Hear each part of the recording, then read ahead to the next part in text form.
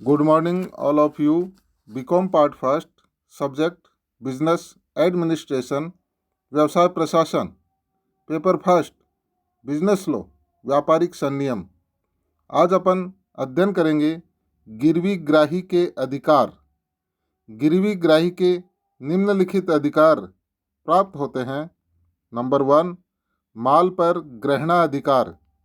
गिरवी ग्राही का पहला अधिकार यह है कि वह गिरवी रखे हुए माल को निम्नांकित के लिए रोक सकता है। फर्स्ट, ऋण के भुगतान का वचन के निष्पादन के लिए। सेकंड, ऋण पर देय ब्याज के भुगतान के लिए। थर्ड, माल को रखने या सुरक्षित रखने के लिए किए गए खर्चों के भुगतान के लिए। धारा 173। यहाँ पर यह महत्वपूर्ण है कि गिरवी ग्राही को सामान्यतः विशिष्ट ग्रहणाधिकार ही प्राप्त होता है। उदाहरण के लिए, ए बी से 5,000 रुपये का ऋण लेता है तथा ए अपना स्कूटर बी के पास गिरवी रख देता है। ए एक वर्ष बाद ऋण का भुगतान करता है। इस बीच 500 रुपये ब्याज बकाया हो जाता है तथा बी ने ए के स्कूटर का 25 रुपये रोड टैक्स भी जमा करवाया है। यहाँ बी को ए अपना स्कूटर तब तक रोकने का अधिकार है जब तक कि ए वह समस्त राशि अर्थात 5,525 रुपये नहीं चुका देता है। गिरवी ग्राही के अधिकार में दूसरा है नंबर 2, बाद में लिए गए ऋण के लिए माल को रोकने का अधिकार। जब गिरवी करता माल गिरवी रखने के बाद गिरवी ग्राही से और ऋण लेता है तो गिरवी ग्राही को किसी विपरीत अनुबंध के अभाव में यह अधिकार प्राप्त है कि वह उस बाद वाले ऋण का भुगतान होने तक माल को रोक सकता है। धारा 174। उदाहरण के लिए, ए बी से अपनी साइकिल गिरवी रखकर 100 रुपये का ऋण लेता है। दूसरे दिन जाकर 50 रुपये का ऋण और ले लेता है। कुछ दिनों बाद 100 रुपये चुकाता है तथा साइकिल मांगता है। बी इस साइकिल को रोक सकता है जब तक कि 50 रुपये का भुगतान और न कर दिया जाए। नंबर 3, असाधारण व्यय प्राप्त करने का अधिकार। गिरवी ग्राही ने गिरवी रखे गए माल के संबंध में किसी प्रकार के असाधारण व्यय किए हैं तो वह गिरवी कर्ता से इन व्ययों को भी प्राप्त कर सकता है। यहाँ ध्यान रहे कि उसे असाधारण व्यय के लिए ग्रहणाधिकार नहीं होता है। धारा 175। नंबर 4, चौथा अधिकार, गिरवी कर्ता पर वाद प्रस्तुत करना। यदि गिरवी कर्ता अपने ऋण का भुगतान या वचन का पालन नहीं करता है तो गिरवी ग्राही उस पर वाद प्रस्तुत कर सकता है। इसके साथ ही वह गिरवी रखे माल को जमानत के रूप में रोक कर भी रख सकता है। धारा 176। नंबर 5 अधिकार, माल का विक्रय करना।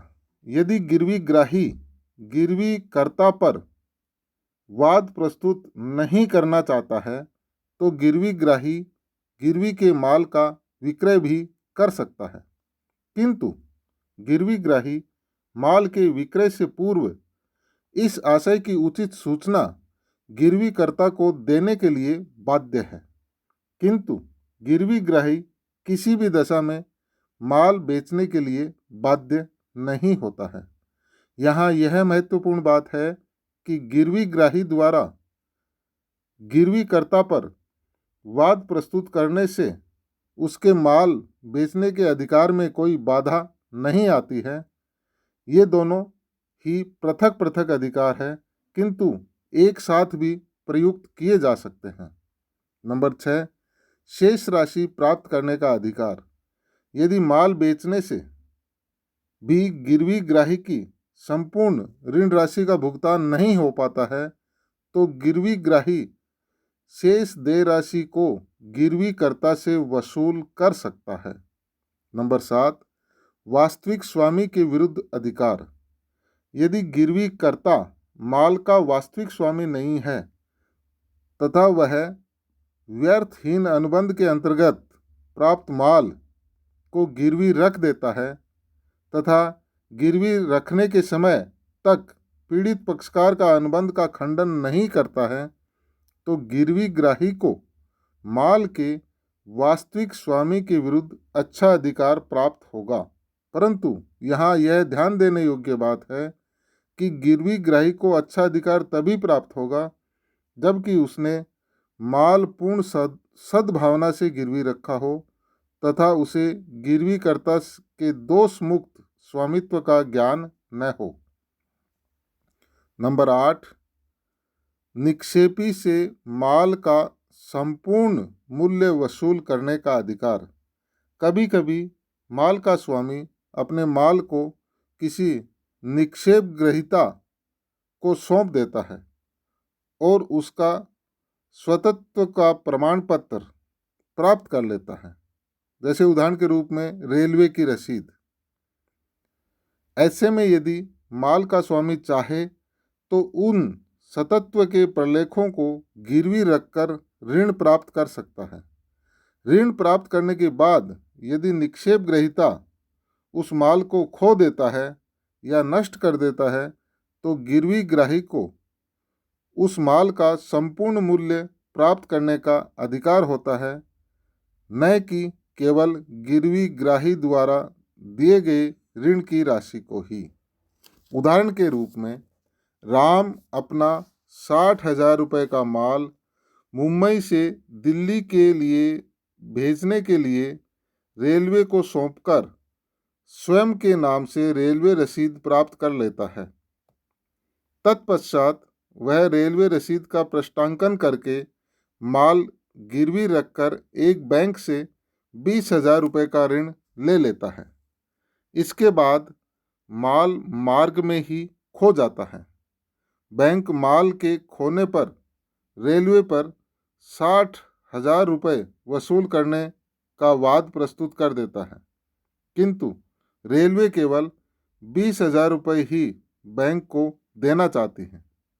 ऐसी स्थिति में उच्चतम न्यायालय के निर्णय के अनुसार बैंक एक गिरवी ग्राही है जिसे माल के संबंध में वे सभी संपूर्ण अधिकार होते हैं जो माल के स्वामी को होते हैं।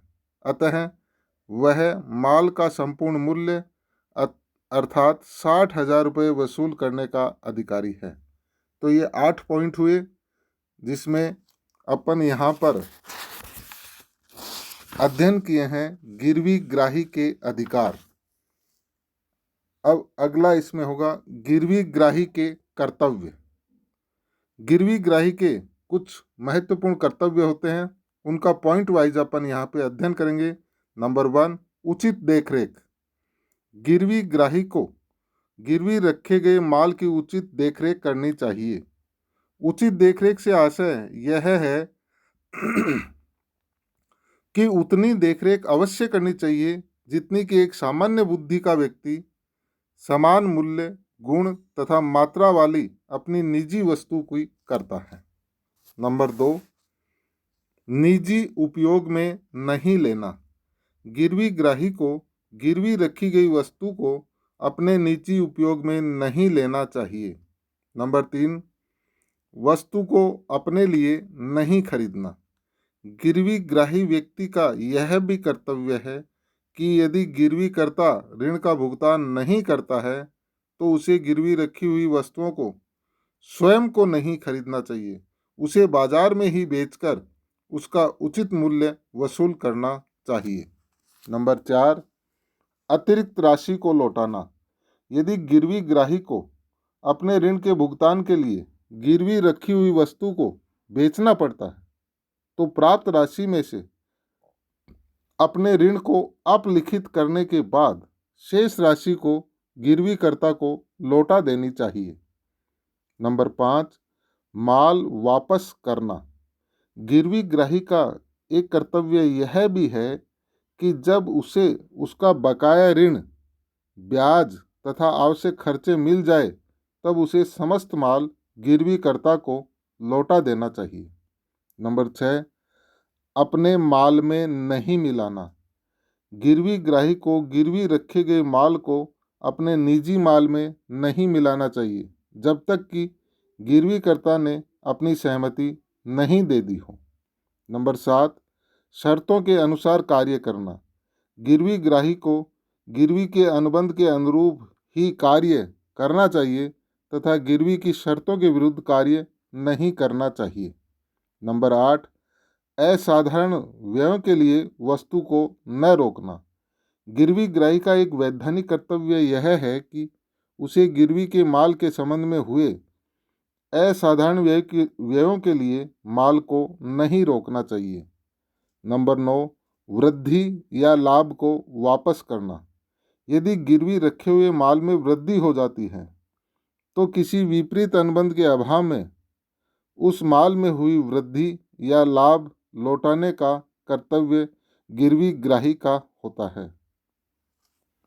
तो ये 8-9 कर्तव्य हुए गिरवी ग्राही के। धन्यवाद।